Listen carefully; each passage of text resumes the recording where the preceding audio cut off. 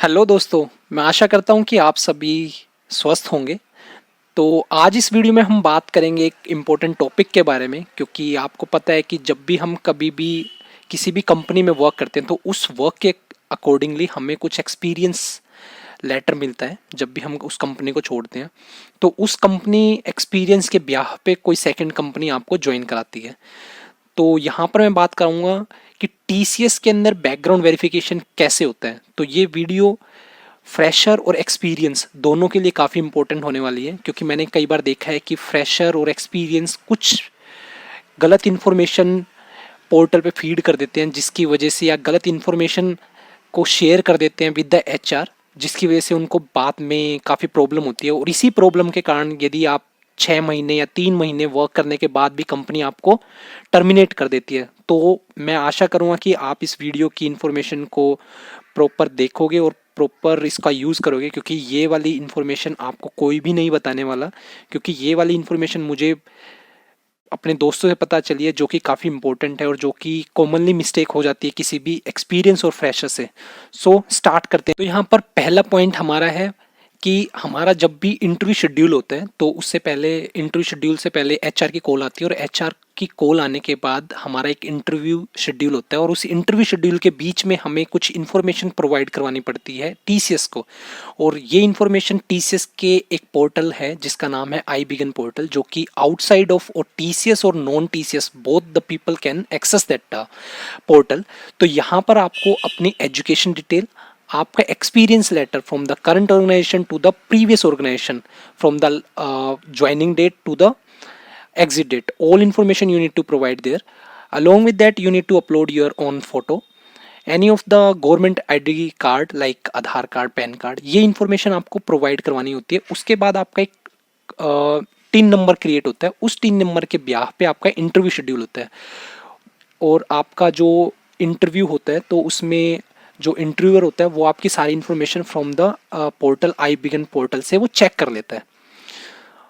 अब मैं बात करूँगा कि यहाँ पर आई बिगिन के ऊपर मान लो कि आपने कुछ इन्फॉर्मेशन गलत डाल दी है, या जो भी आपकी कोई भी कंपनी है जो कि पहले कभी वर्किंग थी और आज वर्किंग नहीं है, तो वो वाली इन्फॉर्मेशन यदि आपने डाल दी है तो इस वाली इन्फॉर्मेशन को डालने से कोई प्रॉब्लम नहीं है, लेकिन आपके पास एक वैलिड प्रूफ होना चाहिए, जैसे कि उस कंपनी का पीएफ अकाउंट नंबर, या फिर आपकी कोई सैलरी स्लिप, या फिर आपकी कोई भी ट्रांजैक्शन जो कि कंपनी ने डायरेक्ट आपके अकाउंट में किया, तो वो वाली चीज़ को आप कैरी कर सकते हो as a source of truth कि आपने वहाँ पर वर्क किया है।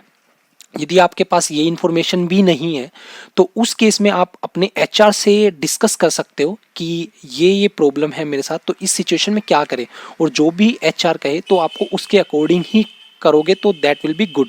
बिकॉज समटाइम मैंने देखा है कि कोई थर्ड पार्टी कंपनी के ऊपर वर्क कर रहा है, लेकिन वो third party due to some reason it is closed, but उन्होंने सारी जो सैलरी है या जो भी एक्सपीरियंस लेटर है या कुछ भी है वो अब एग्जिस्ट नहीं करता है। यानी कि उन्होंने आपको सैलरी दिया वो, बट वो आपको कैश के फॉर्म में दी है, तो उस केस में भी आपको एक एफिडेविट बनवाना पड़ेगा on the behalf of that company. और वहाँ पर आपको एफिडेविट में लिखवाना होगा कि yes I am the responsible if you found any of the guilty there. So उनके ब्याह पे आपका एफिडेविट आपको अपलोड करना होगा। तो इस तरह की इन्फॉर्मेशन एचआर आपको दे देगा, लेकिन मेक श्योर जो भी इन्फॉर्मेशन आप वहाँ पर डाल रहे हो वो आपके पास वैलिड प्रूफ होना चाहिए, क्योंकि वहाँ पर उस पोर्टल में उस कंपनी के अगेंस्ट में आपसे दो चीज़ें अपलोड करवाई जाती है। पहला तो एक्सपीरियंस लेटर, जो कि आपको रिलीविंग लेटर बोल सकते हो। सेकंड, आपने जो भी वहाँ से अर्निंग किया from the last 3 month salary slip, any of the 3 months like from the last of your salary slip you need to upload there। और आफ्टर दैट उसको कंफर्मेशन देनी पड़ती है एचआर को, yes it is done from the my side. अब जैसा कि हमने फर्स्ट पार्ट में डिस्कस किया कि हमें ये पोर्टल की इम्पोर्टेंस का पता चला कि कितना इम्पोर्टेंट है। अब इसके ब्याह पे अब मैं सपोज कर रहा हूँ कि आपका इंटरव्यू वगैरह सारा डन हो गया, उसके बाद एक ऑफर लेटर रिलीज होने के लिए जा रहा है, तो वो ऑफर लेटर भी आपको आई बिगन पे ही मिलेगा। वहीं पर ही आपको एक कन्फर्मेशन देनी पड़ेगी, और जो कि कन्फर्मेशन आपको 7 डेज़ के अंदर देनी होगी। यदि आपने एक्सेप्ट कर लिया that will be good, if you are not accepted within the 7 days, then it will be make as a by default as a rejected.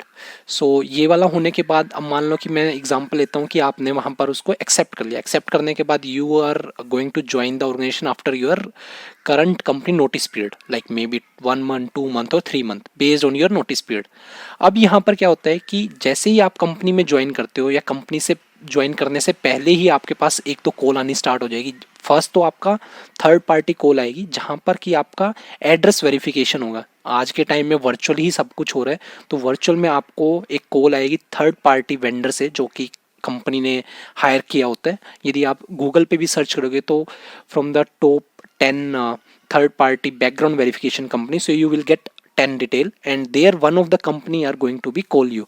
सो वहाँ पर आपको अपना एड्रेस वेरिफिकेशन कराना पड़ेगा along with your educational certificate. तो वो आपको अपने आप ही बताएगा कि आपको अपने होम के फ्रंट में जाओ, मेरे को वहाँ पर एक सेल्फी वाला कैमरा ऑन करके मैं अपने आप ही फ़ोटो खींच लूँगा या जैसे भी है वो अपना करता है। उसके बाद एक डॉक्यूमेंट, आपके जो एजुकेशन डॉक्यूमेंट है उसको आपको अपने हैंड में होल्ड करना होता है और अपने कैमरे के सामने, तो वो वहाँ से एक फ़ोटो क्लिक कर देता है। ये वर्चुअल वेरिफिकेशन होती है। आफ्टर दैट आपकी ज्वाइनिंग हो गई। ज्वाइनिंग होने के विद इन 3 month आपको एक कॉल और आएगी, वो भी थर्ड पार्टी से होगी, जहाँ पर आपकी कंपनी वेरिफिकेशन होती है। जो भी आपकी 4-5 जितनी भी कंपनियां उसका वेरिफिकेशन होगा। और टीसीएस के अंदर आपकी सिर्फ लास्ट 3 कंपनी का वेरिफिकेशन होता है। फॉर एग्जांपल आपने अपने करियर के अंदर 10 कंपनी चेंज की है, तो वो 10 के ऊपर वेरिफिकेशन नहीं करती है, आपकी लास्ट 3 कंपनी की वेरिफिकेशन होगी।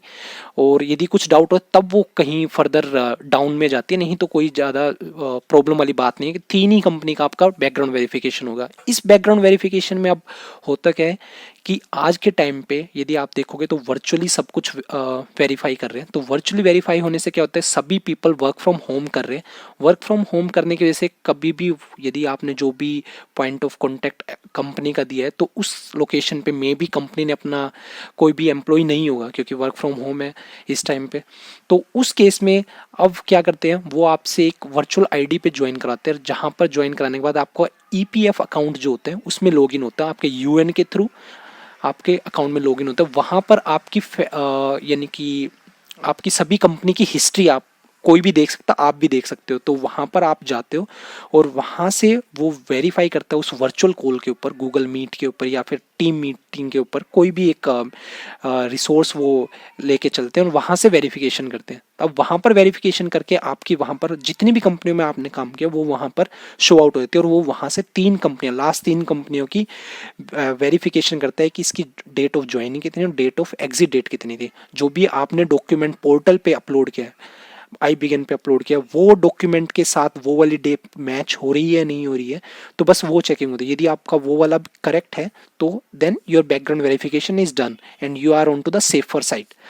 बट यहाँ पर अब प्रॉब्लम आती है कि ये तो जो हमने बात की वो स्मूथ पाथ की बात की कि आपका सारा कुछ बैकग्राउंड वेरिफिकेशन डन हो गया क्योंकि आपकी सारा कुछ जेन्युइन। यहाँ पर एक चीज़ और हमें ध्यान रखने की जरूरत है जो कि है लास्ट कंपनी है। जो भी जिस भी कंपनी से आप स्विच होके टीसीएस को ज्वाइन करने के लिए जा रहे हो तो वहाँ पर आपने जो भी रिज़ाइन डाला था उसके बिहाफ पे आपका मैनेजर उसको एक्सेप्ट करता है और उसके अकॉर्डिंग आपको एक लास्ट डेट मिलती है।